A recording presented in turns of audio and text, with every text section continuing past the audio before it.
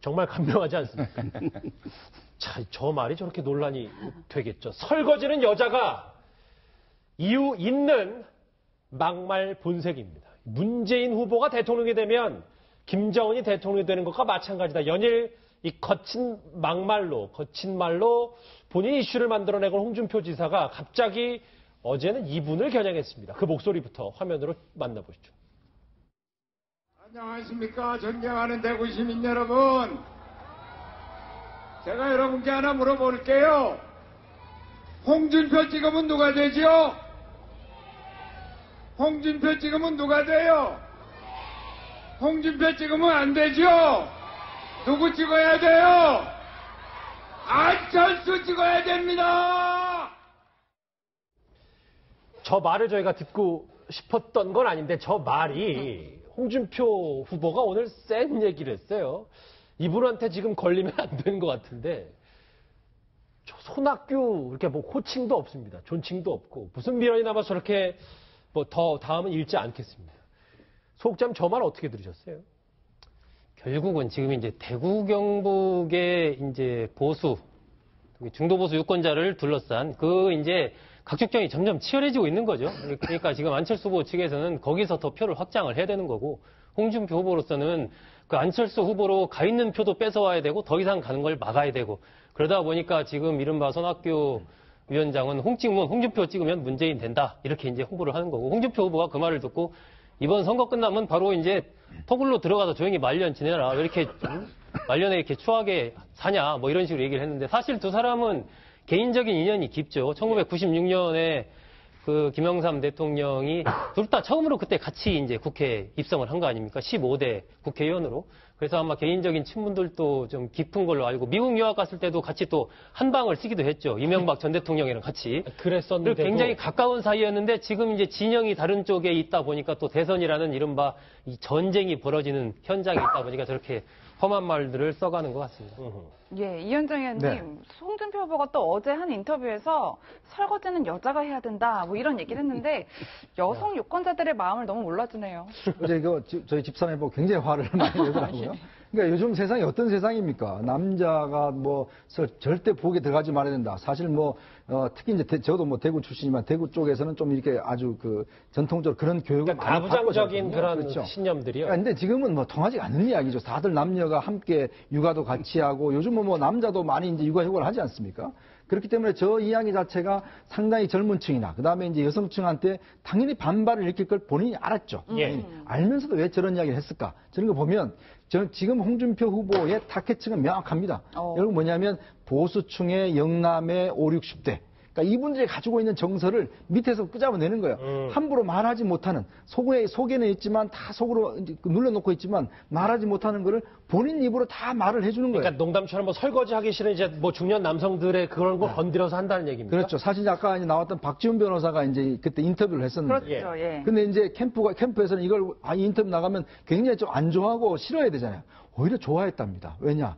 이것 때문에 더 논란이 되고 지지도 올랐다는 거예요. 그러니까 그게 뭐냐면 바로 선거 역설이라는 거예요. 그러니까 이런 논란 자체 일으키는 것이 관심을 기울이고, 한편으로 봐서는 자기를 지지층에 해주는데 역시 홍준표야, 이런 또 생각을 가질 수 있게 하는 것이거든요. 그러니까 그러면서 본다면 선거라는 게 우리가 생각하는 상식으로만 가지는 않습니다.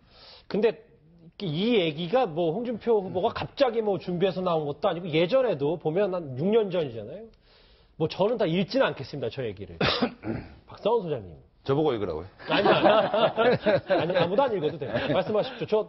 이 홍준표 후보의 이런 이유 있는 어떤 그 거친 말이 지금은 효과가 있는 거예요?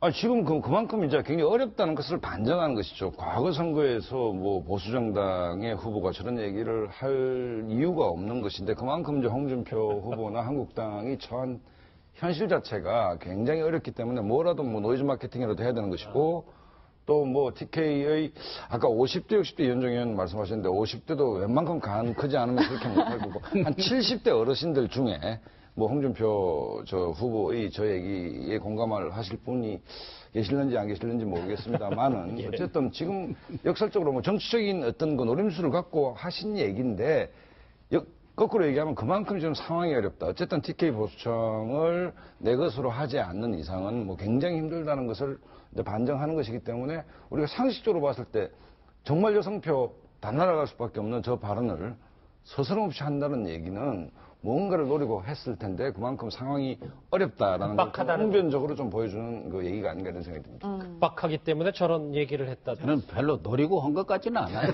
본래 자기 생각을 얘기를 한 거예요. 설거지에 대한 본인의 신념을 그냥 얘기한 사실은 겁니다. 우리 같은 연배만 있어도 그런 생각을 하거든. 저희들은 부엌에도 못 가지 않습니까? 부엌 근처 가면 옛날 어른들은 남자가 무슨 부엌 근처에 오냐고 하고 야단을 맞을 정도이기 때문에 자기 생각을 저분의 특성 그거 아닙니까? 이렇게 가시고 뭐 위장하고 이렇게 하는 것보다도 자기 생각을 솔직하게 이야기하는 거. 그것이 우리의 보통 사람들의 상식과 합리에 잘 부합이 되면 좋은데 부합이 안 돼서 늘 문제가 되고 있는 것이죠. 이제 홍준표 후보가 이대를 안 좋아하는 게 대학생 때 미팅을 했는데 이대생하고 미팅을 한 모양이에요. 근데 고등학교를 어디 나왔나로 해서 이제 영남고등학교 나왔지 않습니까? 그때 영남고가 좀 이제 학교가 이제 수준 자체가 조금 그랬었거든요. 그랬더니 그 여대생이 바로 일어나서 가버렸답니다. 예. 그래서 그때부터 제가 전혀 때 미팅을 하지 않겠다고, 특히 이대생하고 미팅을 하지 않겠다. 그게 아마 평생의 한으로 쌓여있던 것 같아요. 그래서 이 이야기를 했다고. 세 분 말씀을 쭉 들어보니까 홍준표 후보가 전략적인 게 아니라 그냥 얘기를 하다 보니까 좀 더 진솔하게 얘기하다 보니까 이런 설거지 지금 큰 논란이 될 만한 발언까지 했어요. 급박하다고 홍준표 후보가 좀 급박하다, 다급하다 말씀하셨는데 급박한 건 이런 말, 지지율뿐만 아니라 돈도 마찬가지입니다. 쩐의 전쟁 저희가 영상으로 한번 꾸며봤는데 화면으로 만나보시죠.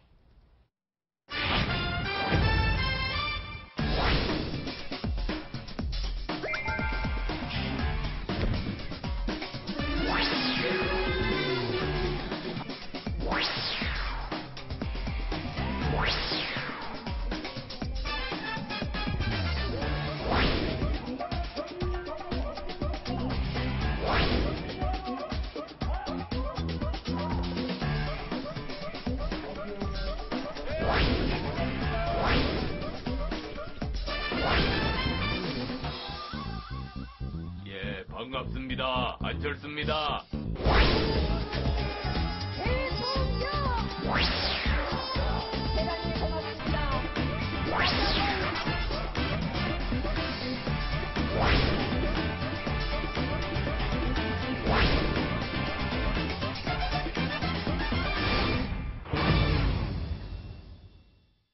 예. 네, 소속사님 뭐 일각에서는 쩐의 전쟁이 시작됐다 이런 표현들도 하는데 오늘 오전에 문재인 펀드가 출시가 됐는데 단 1시간 만에 100억 원이 모였다 뭐 이런 얘기가 있더라고요. 이번에 후보 중에서 펀드로 하는 후보는 문재인 후보가 유일합니다. 그렇죠. 문재인 펀드. 왜 다른 후보들은 이제 엄두를 못 내고 있는 상황인데 또 그렇게 바로 완판이 되고 이것은 최근에 이제 흐름 자체를 좀 보여주는 것 아닌가 뭐 그런 생각이 들고요. 지금 보면은 이번 대선에서 쓸 수 있는 게 509억 후보가 그중에서 문재인 후보는 뭐 한 470억 정도 이렇게 좀 예산을 하고 있는 걸로 보여지는데 어제 123억 지급을 받았고 오늘 100억 이렇게 또 펀드로 모금을 하고 또 후원금 모금하고 등등등 해서 아마 문재인 후보는 좀 그나마 여유 있게 이번 준비를 좀 해나가는 것 같고 유세차 같은 것도 쓰는 거 보니까 사실 유세차가 한 대당 수천만 원씩 해서 제일 돈이 많이 들거든요.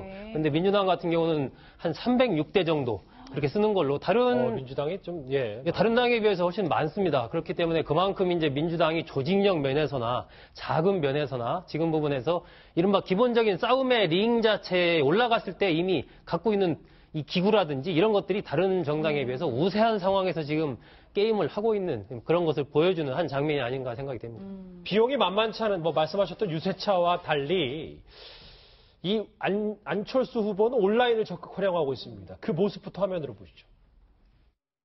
예, 반갑습니다. 안철수입니다. 오늘이 대선 본선 첫날입니다. 참 의미 있는 날이어서 이제 오늘부터 다시 시작하려고 합니다. 오늘 이제 어떤 일들, 어떤 생각들 있었나, 그리고 어떤 분들 만났는지 이런 이야기들 나눠보는 좋은 시간들 가지려고 합니다. 안철수 후보는 처음 이제 시작도 굵은 목소리로 저렇게 항상 시작을 하네요. 문재인 후보, 안철수 후보, 이제 민주당과 뭐 국민의당 얘기를 봤는데, 근데 홍준표 후보 또 이것도 재밌는 게, 박상훈 소장님.